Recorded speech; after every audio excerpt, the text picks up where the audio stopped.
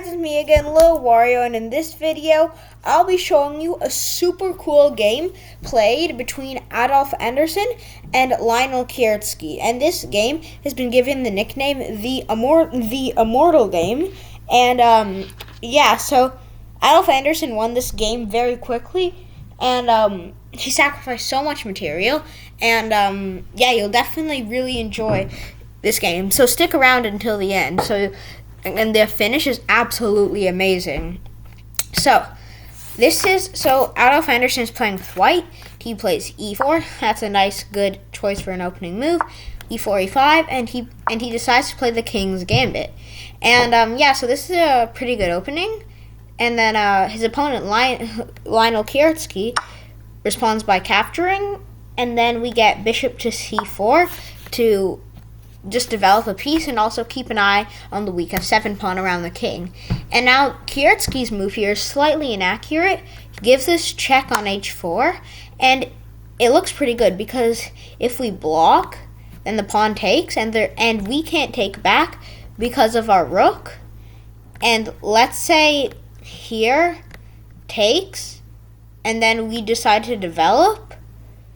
If pawn to g2, check, and then we lose our rook and they have another queen. So it looks like it could be a good move, but after king to f1, the white king is perfectly safe, and soon the queen will be knocked around by this knight. So that's exactly what happens, and this next move is slightly inaccurate.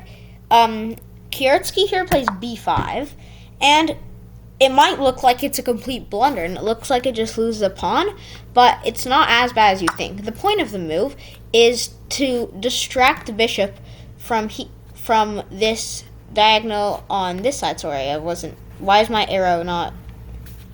Okay, I was just, there. And then, I don't know why my arrow wasn't working for a second. And then, because the bishop isn't really doing anything here, although you could argue it is pinning this pawn to the king, but black's bishop could just develop here is another good reason, but still, it's the move d5 is a lot better because you bring out your bishop to a more active spot. Just to show you, after d5, then you have much more activity, but b5 is still not terrible. And then the next move played was knight f6 to try to just keep on developing and to attack the pawn.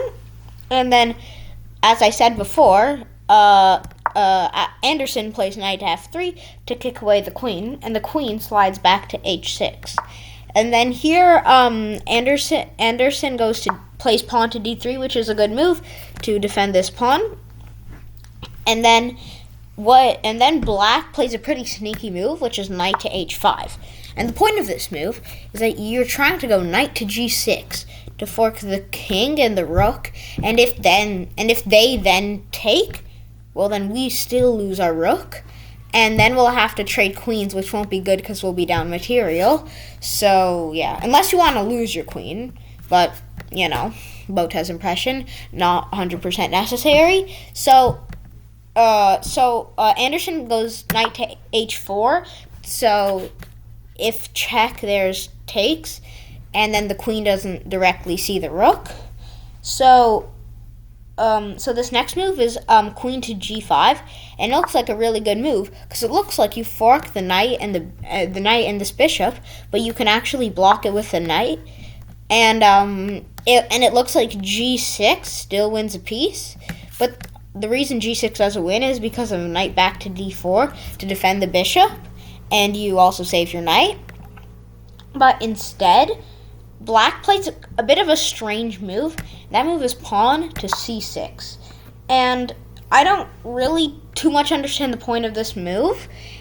And it looks like you're just like weakening your dark squares around your king a little bit just to attack the bishop. And also, now you don't even have this g6 move because the bishop will just slide out of the way, and then the bishop isn't lined up. And that's exactly what happens.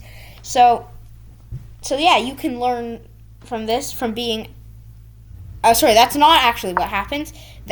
You can't just attack pieces just for fun, but Adolf Anderssen here plays a very, very good move, g4. And what does he says? Okay, you want my bishop? Well, I want your knight. So it's like danger levels, the term that Gotham Chess made up. So after g4, then there's knight to f6 is played to come back here. It'd be funny if g6 was played, and then everything would attack everything. This and then not like that. This pawn attacks the knight, and this pawn attacks the bishop. Utter chaos. But Anderssen decides to go. Not Anderssen. Kierzke decides to go knight to f6, and then Anderssen plays rook to g1 to defend his pawn a little bit more. Because the knight and the queen are both not like that. The knight and the queen are both attacking it. So, and he doesn't want to lose the pawn. And just so you notice, this bishop is still hanging, and but it has its reasons, okay? And it is in fact captured. So, white here plays h4, and actually, what the best move here was for black to play h5. So after h4, the queen has an escape path back this way, but that doesn't happen. There's takes, and then h4, and the only safe square is to go back here. And then after h5, Anderssen goes back here, and then I believe, but the next move is to go queen to f3, and what you're trying to do is to take, excuse me, and trap the queen. So the queen has to make an escape path. So back here, and all you've moved, it looks like queens and pawns so far. That looks like it's all you moved, and it's like move 14 by now. So yeah, so Anderssen's position is very dominant, and he does in fact take this pawn with the bishop, and the queen, and then the queen goes back, to f6 to try to snag this b2 pawn. But Anderssen notices this and plays knight to c3, and then black decides to develop and gain a tempo on the rook with bishop to c5. But Anderssen doesn't care. He plays knight to d5, and it does attack the queen and threatens a fork. So so he attacks the queen and threatens a fork, but he can take this pawn. And just a spoiler, both of these rooks get captured, but as I said, Anderssen doesn't care. And you'll see why. What he does is he plays bishop to d6 here, which tries to suffocate the king a bit more, like on f1, to try to get it checkmating that. And bishop takes d1 is indeed played. And then another iconic move here, e5, to really trap in this king. And then after queen a1, and then king back up to e2. I believe there was a resignation here from Kierzke, and but this would be the combination. Let's say a random move, black thinks this is a free pawn, and let's say black thinks they're winning, but he resigned, so he obviously thought he was losing, but let's say black thinks they're winning. Well, we have the absolutely amazing combination is not a word, knight takes g7 check, the king is forced to go to d8, and then I'll give you a second to pause. Yeah, if you you might have seen this move, or you might know this game, queen to f6, brilliant sacrifice, and the point is that you're forcing them to take, and then we finish them off with bishop to d7, checkmate. This is an amazing game, and by the way, the reason the queen sacrifice was necessary was because the knight actually controlled that square.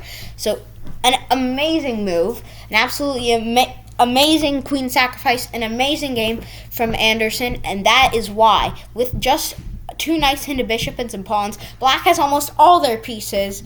That's why this game is called the Immortal game, and it shows us that the value of pieces doesn't matter, but it's how you use them. I hope you learned something, and I'll see you next time. Goodbye!